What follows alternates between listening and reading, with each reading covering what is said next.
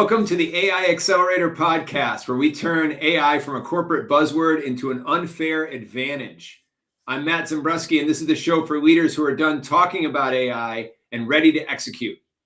Today, I'm joined by Jacqueline Strominger, a master networker, growth strategist, and high-performance leadership coach. You're in for a real treat today. She's, for more than 2 decades, Jacqueline has been the catalyst behind powerful connections, strategic growth through relationships, and leadership transformations for CEOs and entrepreneurs. She's the founder of the Missing Link Network and creator of the Leap to Your Success framework, helping leaders turn who they know into what they grow without burnout, overwhelm, or wasted time. Her work sits at the intersection of networking mastery, leadership energy, mindset, and execution, helping professionals build trust-based systems that drive real revenue and long-term influence. Jacqueline, welcome to the AI Accelerator Podcast. So glad to have you here. Matt, that was awesome. And thank you so much for having me. I'm like, oh, okay, hire me.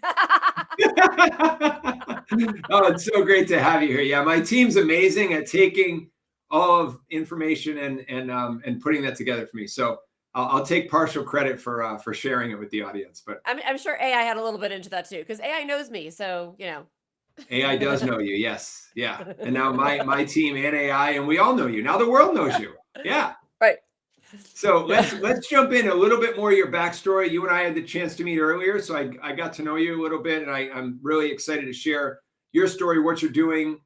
There's so much that I want to unpack from your background. You spent over 2 decades building and activating powerful networks. Take us back to the beginning. Walk us through the journey a little bit. How did you first realize that relationships were the name of the game when done intentionally and could become a real growth engine for people? Okay, so I'm going to take you back to before I was actually in work. Okay, so when I was in high school, I'm not going to take you back to the sob story about how I was and blah, blah, blah, right? Yeah. But one of the things that I used to do, I would go to these events and I would shake I'd get to know everybody. I would get to know, I'm putting that in quotes. I'd get to know everybody. I'd shake everybody's hand. I'd meet them. Everybody knew my name, but yet I didn't know anybody. And I connected, I introduced, and that's as far as it went. And then you fast forward, right, to the working world, and I would introduce myself and I would meet people, but I was one of those people when I first started in the workforce that I kept thinking, okay, well, how can I sell to them? So I'm sure I pretty much threw up on people, right? like hi, I'm Jacqueline and I'm selling whatever it is, and how can you buy my product or whatever it was, right? And it wasn't until it was like I took a step back, and my parents had been in sales for years, and I'm listening to them, and my parents always you know made, I'd hear my mom on the phone, and she would talk to the buyer from X store. My dad would talk to them, and it dawned on me one day, because I must have been home for some trip or something, and I'm listening to my mother, and I'm like, duh, like, you know you need to get to know people. And that that phrase, it's obviously it's been around, and it's know, like, and trust, right. And I realized I really needed to start to get to know people. I needed to learn about them. I needed to understand, I understood sales and finding out, like, what people's pain points were, but I was also a little bit of that, you know, um, odd with relationships for lots of different reasons. Like, I just kind of wanted to get to the sales part and not to get to the know me part, because I was afraid to get people to know me. So I didn't think they wanted me to get to know them. And so it was like that leap that I had to make to get to, like, all right, I have to start, putting myself out there, personally, so that people can know me and then want to do business with me. And it was a huge shift. I mean, it changed everything. And and once you realize that, it's not it's things aren't transactional, Mm. right? That, I'm not buying a pack of gum and I'm not selling the pack of gum, right? I might be selling and even if I'm selling a pack of gum that's brand new, I have to warm people up to something new. So people you have to learn about what they like. You have to learn about who they are. Yes, you need to know people's pain points are, but people do business with people that they know and like. You don't want to be the schlocky, typical, used car salesman, like, hey, or whatever name the product, right? You know, Yeah. you want to get to know people. Yeah, it's very, very true. It sounds like you're getting into. I know you in your online material you talk about building strategic relationships and the importance of that. And do you find that what do most people get wrong today? Do you think they're more transactional when they go into networking situations? If they're selling something, or if in the future they want to sell something, where are the places where people are misstepping today?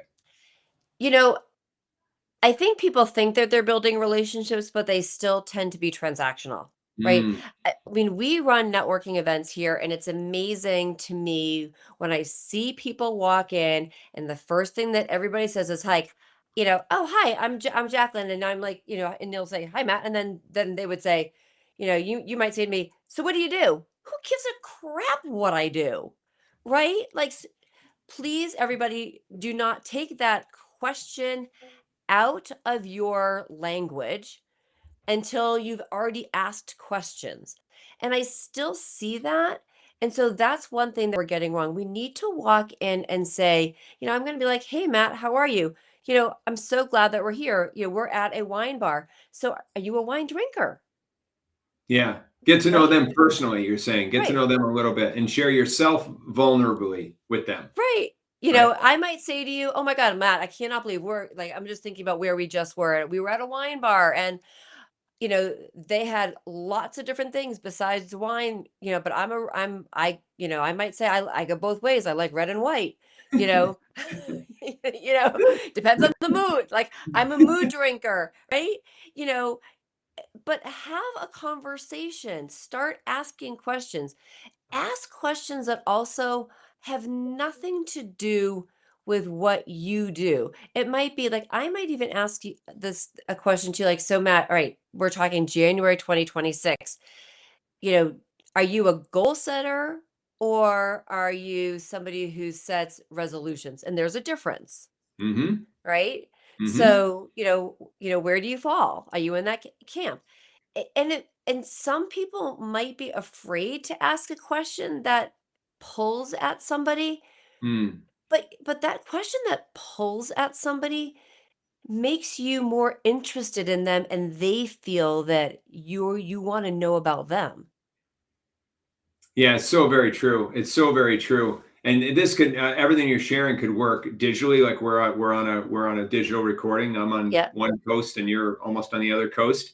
Yep. Um, I'm on the but coast that I hope to be. yes, yeah. I'm on the East Coast in Well, Boston, and you're in Reno, so you're right. a few miles away. But it works digitally as well. We got to meet Yeah. once on a Zoom, and that was excellent. And let's talk about I'm very passionate about AI. My Yeah. audience knows. Let's talk about your experience with AI, how this applies to what you're doing, your passions. Has AI helped you at all in what you're doing? If so, like what was your aha moment where you really started to say, wow, this can actually help me as a tool. This is what I want to Yeah. do, or this is how I'm using it. Okay, so first of all, I love AI. Um I feel like I'm in love with it. I feel like it's mine, like, I really have a love relationship with it. Um, I'm not that creepy. But um, but where I what my first foray into AI was I was listening to a show from, I don't know who, doesn't really matter who, and it was a couple years ago, and they were talking about chat coming out and building a course. And I was like, "Oh my God, that's flippin' awesome. I gotta try that," right? So I tried. I was like, okay, I wasn't sure how to use it. And so I just kind of put in a couple of questions and to see what it would come out with. And then I realized, okay, I need it to get to know me. And so I started feeding it.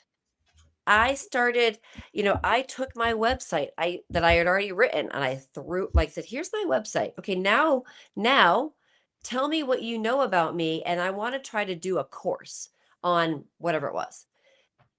What do you think? How can I do that? How should I market it? And what are some of the things I could use? So now I use it because I have I use Claude and Chat a lot. They're my two main, and they do things very differently. I'll ask them both the same question to see what they come up with. And then I might say to one of them, okay, your friend came up with this, you came up with this. I like them both. Can you put it together? Right? Mhm. Like, you know, but it's helping, it really helps me with social media. It helps Mhm. me with writing my newsletter. I like this past weekend, I literally wrote like a whole massive, you know, bits of information. And I said, okay, now can you craft it into my newsletter?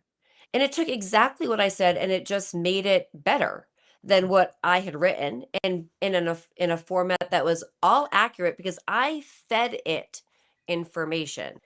It Mhm. wasn't I didn't ask it to pull something, and if I ever ask it to pull statistics, I will ask, a couple of different sources too.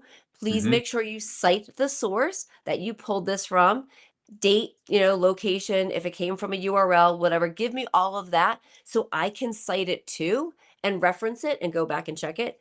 But it it really helps, it's helped me as in my business, newsletter, social media, crafting emails if I want to put together an email series to promote something. It all helps me, put all of that together. Um and it's fun. I mean, it's kind of fun to, and I'm sure, if your listeners probably, if any of them did over the holidays, about everybody was popping in with those, they're on Facebook, it was like the candy cane picture with the silver dress and the whatever. And I'm like, okay, can you redo my picture? I don't want that. This is what I celebrate this holiday. I want Mhm. these colors, this background, whatever. And voila, right? Boom. you know, Something different. Um, That's so fascinating. yeah, it's fun to use, you know, um, the biggest thing about AI and my first forays into it, yes, like some of those first ones that I did, it was like, oh my God, it sounded so much like AI. Like it didn't sound like me. But then you start to figure out how to get it to know your voice.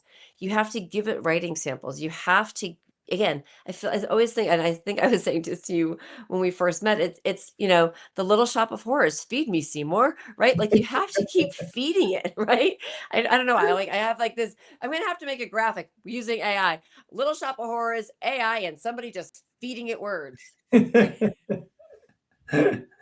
Yeah, and it's brilliant. You just shared a lot of things about techniques and strategies that you've been doing for a while because they're working. And I just want to point out a couple of them for our audience because not everybody uses it that way. But you shared a number of things that are really, really important. So using multiple tools like ChatGPT, Claude, Gemini, jump around, ask them the same question, ask one to verify the other one, ask them to combine information. That's a really smart strategy that I share with all my clients, and absolutely amazing that you're doing that, as well as you're feeding it more about you. You brought up a very, very important point. It's not about AI doing everything for you. It's about you feeding it information about you. These are my thoughts. Oh, a lot of people who I work with who like to dictate, they'll say, "Oh, these are my thoughts for a post," and blah blah blah blah blah blah blah. They just dictate it all in AI, clean it up, and make it some posts based on everything else you know about me. So you shared a few different things in there, and hopefully our listeners, if they didn't hear it, they'll rewind it and get the nuance of that, because the way that you're interacting with it is very effective. And that took you time to learn. You've been doing this Yeah. for a little while. Yeah. So that's really cool. So here's a question for you. There's a concern out there by a lot of people who don't use AI as much. And you're talking about networking and business, Hmm. interacting with people for business. There's a concern that AI, and maybe if it's using too much of it, I'm not sure, but there's a concern that AI will make business more transactional, which is the opposite of what you want based on what we were talking about earlier. From your perspective, how can AI really fuel the relationship building without getting into a transactional place so it's very authentic? Yep. It helps you get to know the people. Like, think about, I don't I'm just gonna pull off, um, Exxon, I don't whatever, right? Let's say you're going to an event, or you're a person who needs to work with the oil companies, and Exxon is one of them, and you need to learn about the people that are gonna be in the room. Well, what did you do before? Maybe you went to Dun& and Bradstreet. Maybe you went to, I don't know, I used to belong to so many different programs, and I can't tell you the names of them, but name the program that had information about people in business, right? Mm, Now you can go to Chat, and you can go to Gemini, and you can go to Claude, and you can say, okay, tell me all about, ExxonMobil. This is where I'm coming from.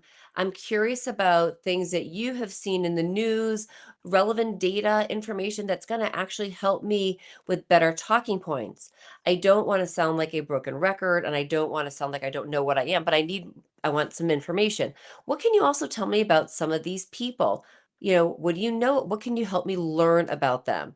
So that when you are actually, maybe you're making a cold call or a cold introduction, hopefully you've done some homework. I might be picking up the phone. I'm not saying, "Hey, Matt, I'd love to talk to you, about cycling," if I know that you have nothing, if that's not even any interest of yours.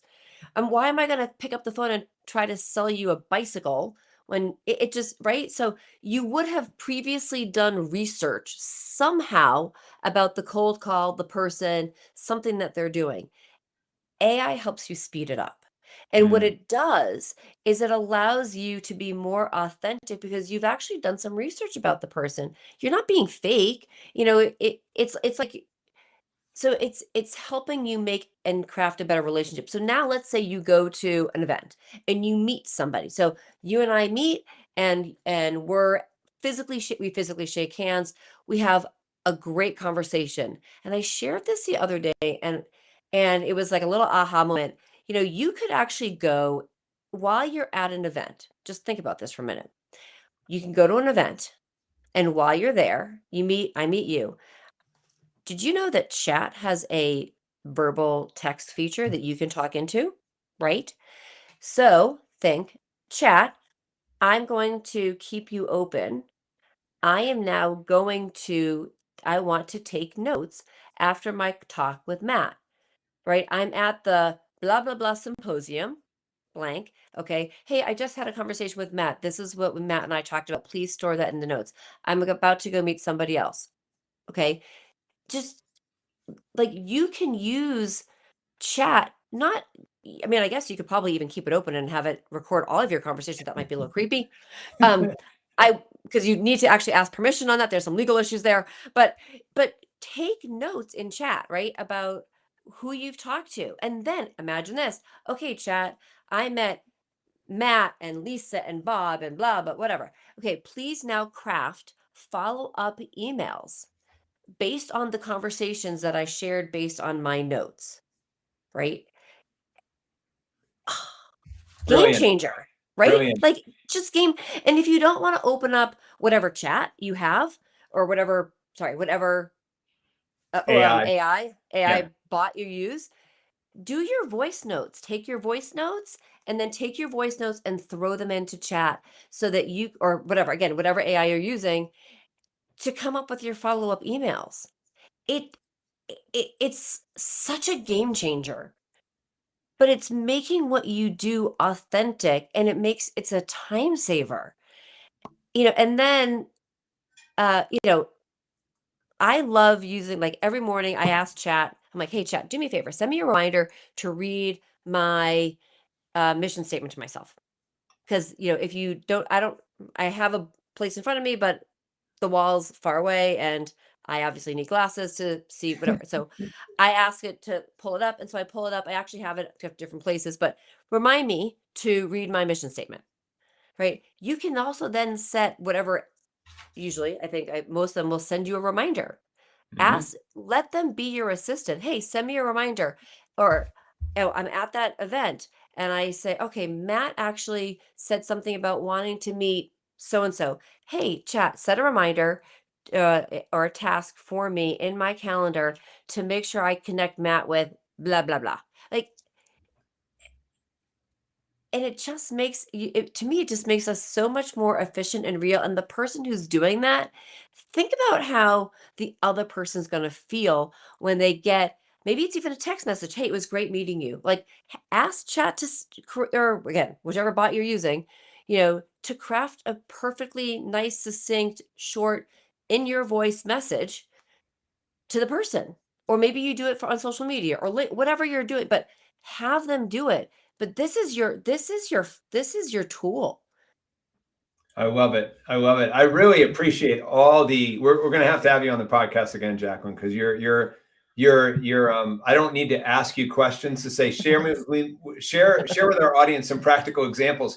Every answer you've had is very practical. It's very applicable. I'm a big practitioner, so I'm all about like, okay, that's interesting about AI, but how does it apply to my clients and how does it help them? How does it change their lives? And you've shared a lot of great examples tonight, and or today, and I'm really excited about that.